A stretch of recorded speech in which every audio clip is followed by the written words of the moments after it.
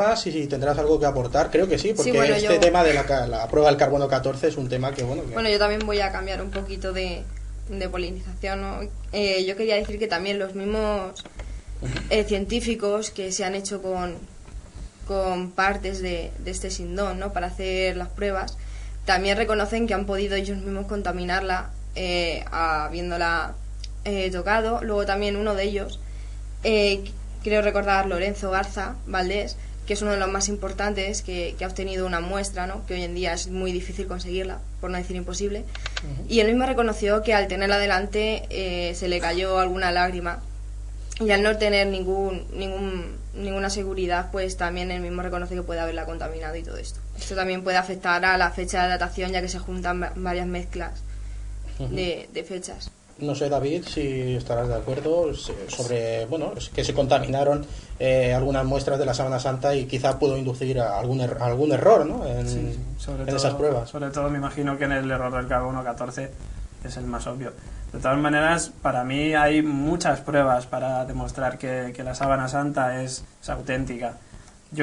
Para mí la más importante es la que habéis comentado antes, la de los restos de polen. Hay 22 tipos de restos de polen provenientes de todos los lugares donde viajó la Sábana Santa, y además hay uno que, como has comentado tú antes, es únicamente de la Palestina de hace 2000 años. Entonces yo creo que si fuera una falsificación de los siglos XIII o XV, como dicen en la prueba del carbono 14, ¿qué falsificador de aquella época podría conseguir restos de polen extinguidos hace tantos años? Claro, no cuadra. No cuadra.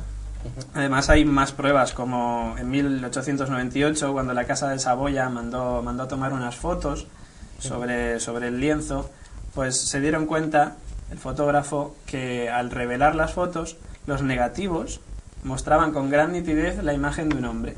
Entonces realmente lo que nos estaría mostrando esta sábana sería un positivo. O sea, un negativo fotográfico sería, que al hacerle el negativo, es decir, sería positivo. Al ver la imagen de la Sábana Santa, se ve mejor el negativo de la foto que la propia sábana cuando vemos la foto real, lo que es el positivo. Realmente la sábana sería un negativo fotográfico. Y esto es algo que ¿qué persona de los siglos XIII o XIV podría crear algo así? Luego, además, en 1969, un primer grupo de científicos analizó los hilos de la síndone y comprobaron que en ella no se encontraba ningún elemento pictórico, ni restos de pinturas, ni tintes o pigmentos. Además, descubren que está fabricado con algodón también, el cual en Europa no se tejió hasta el siglo XV. Además, esto también restaría importancia a las pruebas del carbono 14. Y con una técnica que tampoco llegaría a Europa hasta el siglo XV, o sea que además son más pruebas. También ninguna de las pruebas que se han llevado a cabo por los científicos para intentar hacer una réplica de la Sábana Santa han dado fruto. O sea, estamos hablando de que quizá lo irracional en este caso supera a la realidad, ¿no? Efectivamente. Además, no había ni un solo indicio de putrefacción en la Sábana Santa. Si la imagen hubiera resultado aplicación de la tela de moléculas orgánicas, bien de origen natural o artificial, ¿cómo explicar que el intenso calor producido en el incendio de Chamberí, por ejemplo, aunque sabemos que además hubo otro en el 96, sí, hasta 3 nos comentaba Antonio, no hubiera modificado el color esto? Las gotas de sangre, las zonas que estuvieron en contacto, las gotas de plata, sí. Deberían conservar, conservan la misma tonalidad y densidad que el resto de las zonas. Una falsificación sería imposible sobre esto. Además, un grupo de científicos de la NASA, varios miembros de la NASA, tuvieron acceso a la síndone en 1978 y se observan numerosos coágulos y manchas y regueros de sangre. Aunque nadie logró explicar esos coágulos, aparecen intactos y definidos.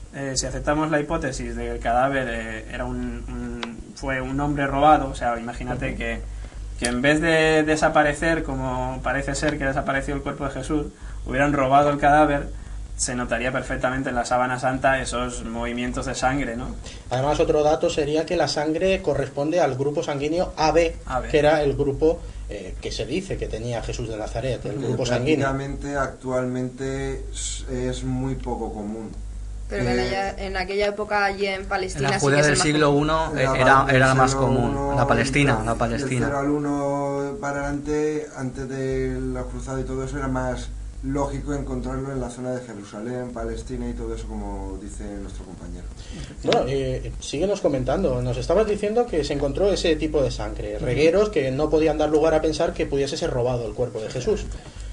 Efectivamente, además, como decías, el tipo de sangre AB, tan común allí, ¿cómo podría haberlo conseguido el presunto falsificador de los siglos XIII o XIV para lograr esta falsificación? Porque se podría decir que en aquella época ya prácticamente sería ya en la decadencia de algunas cadenas o alguna cosa. Porque ten en cuenta que conforme va pasando el tiempo, algunas cadenas de ADN se van modificando y se van... Un dato curioso que vamos a centrarnos ahora en lo que nos decía, la sangre. Como decíamos al principio del programa, hay un tema bastante polémico.